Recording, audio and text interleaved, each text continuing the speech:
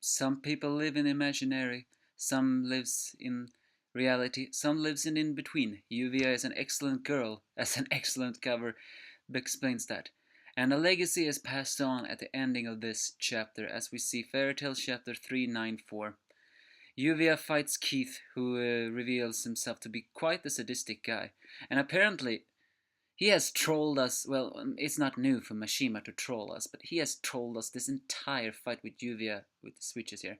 Now he explains he knew Silver wanted to take revenge, but he used that as a drive for Silver in order to continue to ravish around like a dangerous puppet since his hate and anger drove him. This upsets Juvia, and she wonders what is humans to Keith, and he has brutally honest answers: puppets for or tools for me to experiment on. He apparently wanted to create the perfect puppet, and he considered Silver to be one of the most interesting he ever created. And Keith taunts Juvia, knowing that if the only way to stop a face is to stop him, but in order to do that, Silver will also vanish.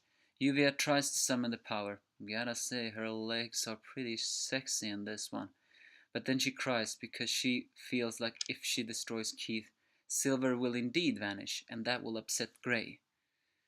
But Keith laughs at that, saying that humanity are nothing more than disgusting vermin, disgusting fool who believes in who let their emotions do the talking.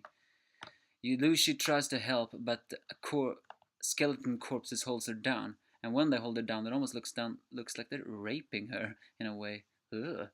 But things are only getting downhill from there as Keith absorbs Juvia into his dark shadow-like curse. But Juvia, as we know, is a Fairy Tale member. She doesn't give up, despite the fact that she doesn't want Silver to die or end. Here's actually a funny part. In this translation, she calls Silver father.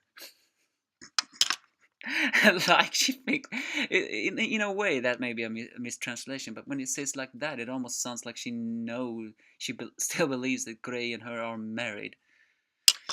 Well, that's not important. And she has turned into water from the inside of Keith, and using her water, I think she, well, bursts out from Keith from the inside out, screaming that even though she doesn't want to separate people, she believes that people are not separated forever because their bonds and feelings of love are keeping them together even when they are dead.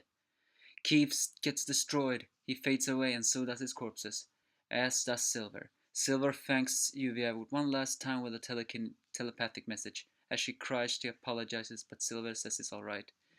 Grey does not cry, but says a solemn rest in peace, Dad. As Silver smiles, he gives one final gift to Grey, and one I suspected he would give.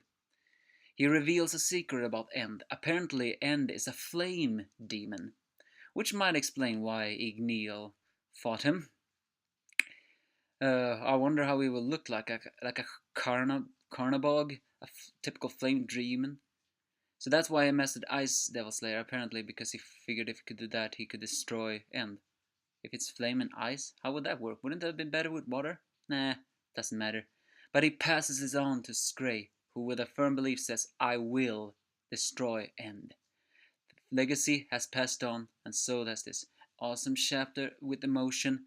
It was good to see Juvia doing this. I know, short fight.